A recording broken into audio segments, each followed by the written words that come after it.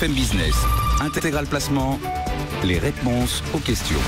Et à présent, on répond à toutes vos questions grâce à Olivier Rosenfeld. Bonjour Olivier. Bonjour Cédric. Vous venez prêter assistance à nos auditeurs pour J'espère. les aiguiller, les défendre.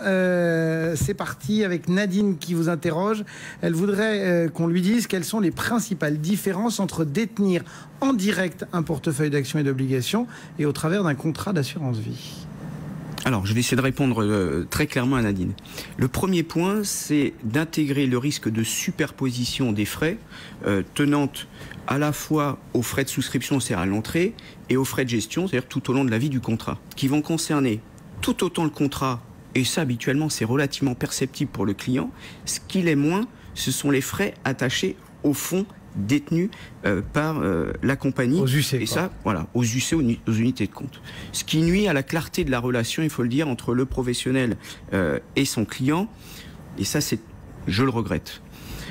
Qu'est-ce que vous voulez dire? Vous voulez dire que le professionnel, il ne va pas faire un TEG, entre guillemets, à la fin pour dire je vous prends 18% sur 5 ans ou sur 8 ans? Exactement. Ouais. Ce que l'épargnant perçoit, c'est uniquement les frais de souscription sur le contrat. Alors, il est heureux de constater que la réglementation se fait de plus en plus prégnante, que la transparence va s'imposer et par voie de conséquence, les frais attachés au fonds baisser, ce qui est plutôt positif pour l'investisseur. Ensuite, ce que Nadine doit avoir en tête, c'est qu'elle ne pourra pas accéder à tous les fonds. Cédric, vous parliez d'unité de compte. C'est vrai que si elle le faisait en tant que personne physique, elle pourrait choisir tous les fonds du marché.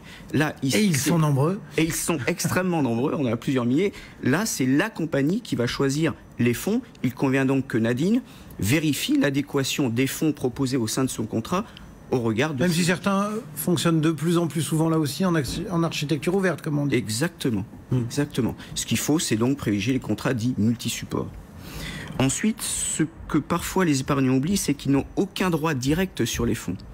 Les épargnants détiennent un contrat d'assurance au sein duquel on a des fonds qui sont la propriété de la compagnie. Ça veut dire par exemple que Nadine ne pourrait pas donner ou léguer les fonds qui sont compris dans le contrat d'assurance. L'autre élément qu'on peut intégrer dans notre distinctif, vous savez que parfois, parce qu'on n'a pas une culture financière suffisante, ça peut être le cas de Nadine, elle va confier à un tiers le soin de gérer son portefeuille. C'est ce qu'on appelle un mandat de gestion, en contrepartie d'un paiement en moyenne de 1% de la valeur du portefeuille, elle va pouvoir escompter une rentabilité supérieure à celle qu'elle aurait obtenue si elle avait été seule. Eh bien, ces mandats de gestion existent en direct, ils sont beaucoup moins nombreux pour les contrats d'assurance. D'accord, donc là on est remis dans le lot commun de la gestion du fonds. Voilà, on a au mieux ce qu'on appelle la gestion conseillée. Par contre, les deux éléments qui vont vraiment profiter à l'assurance vie, lorsque je détiens une action, une obligation, je vais percevoir des revenus. Je peux, parce que je les vends, constater une plus-value. Tous ces revenus et plus-values, sont taxables.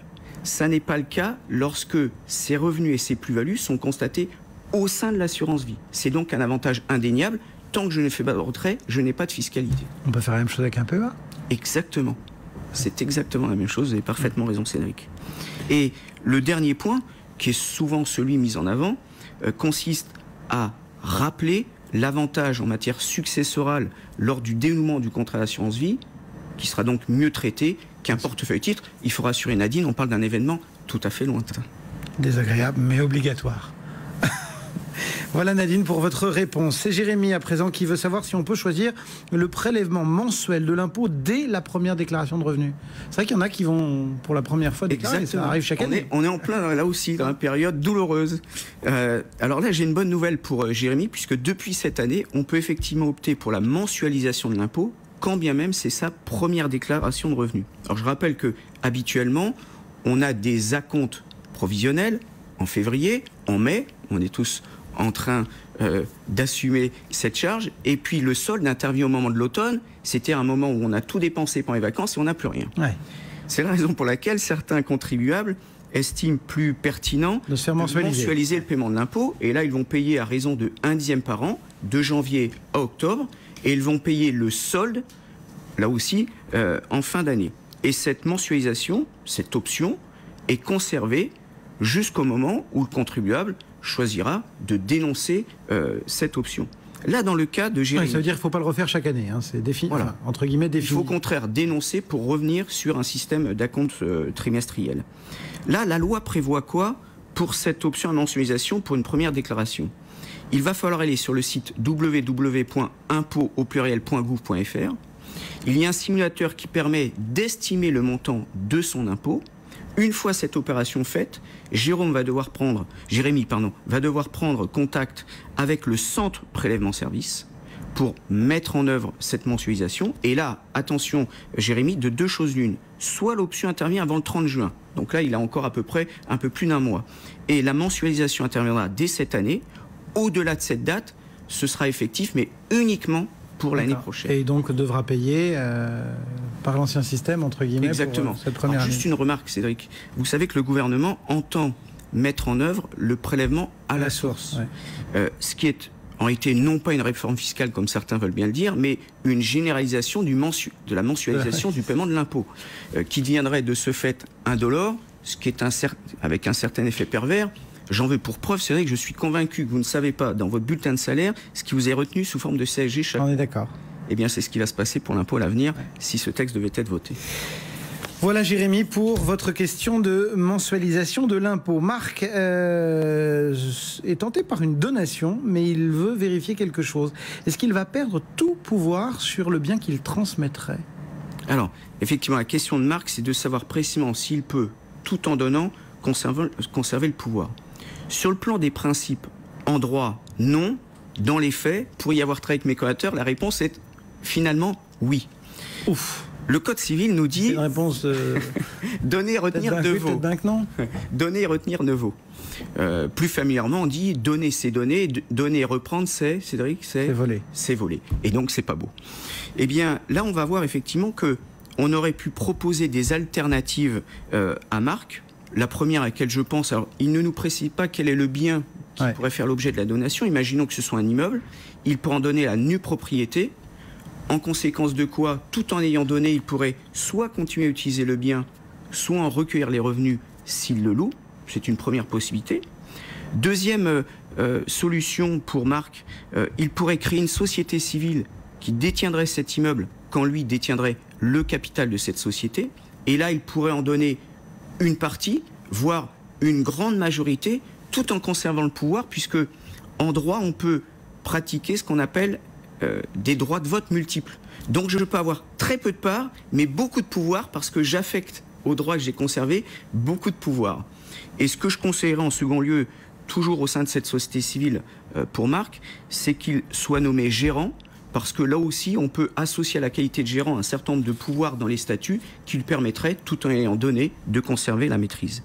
Et il y aurait une dernière hypothèse que j'évoque très vite, parce que sinon on va sortir nauséeux de ce plateau, c'est ce qu'on appelle les donations à terme avec des conditions alternatives, facultatives, avec faculté de substitution, qui montrent que le droit offre une richesse pléthorique. Ouais. Il faut donc que Marc se mette en rapport avec un bon conseiller patronal qui maîtrise tous ces aspects. Allez, il nous reste 1 minute pour répondre à Jacqueline qui a perdu son mari. Elle veut savoir si elle va percevoir la pension de reversion de retraite de son mari. Alors, Jacqueline a raison de se poser cette question parce que beaucoup pensent que l'obtention de cette réversion est systématique. Or, ça n'est pas une évidence. Tout d'abord, il faut être marié. Ça veut dire que si elle ne l'était pas, c'est-à-dire uniquement partenaire ou en union libre, elle ne pourrait pas revendiquer cette réversion. Deuxième condition, il faut qu'elle soit âgée d'au moins 55 ans. Et dans l'affirmative, elle pourra prétendre à peu près 50% de ce que recevait son mari, plus précisément 54%, sachant que la loi a introduit un plafond pour cette réversion à 10 138 €. D'accord. Ensuite, si elle devait avoir été la seconde, la troisième, la quatrième épouse de son ex-mari, il va falloir répartir cette pension de réversion au temps passé, au prorata du nombre d'années de mariage de chacune des épouses. Et sans rentrer dans les détails, cette pension pourra être réduite si le montant des ressources de Jacqueline devait être supérieur à 19 822 €. Pour résumer, si elle était mariée Et s'il y a plus de 55 ans, oui. Et dernière chose, je lui conseille de prendre contact aussi avec les caisses de retraite complémentaires Agirc et Arco, puisque là aussi on peut bénéficier d'une pension de réversion, mais avec des conditions un peu différentes. Bon. Et bien voilà, pour ce premier volet de questions, il nous en reste, on les traitera la prochaine fois. Avec grand plaisir, c'est vrai. Olivier Rosenfeld des filles droit pour vous répondre vos questions sur notre site internet bfmbusiness.com. BFM Business, intégral placement, 10h midi, 100% placement.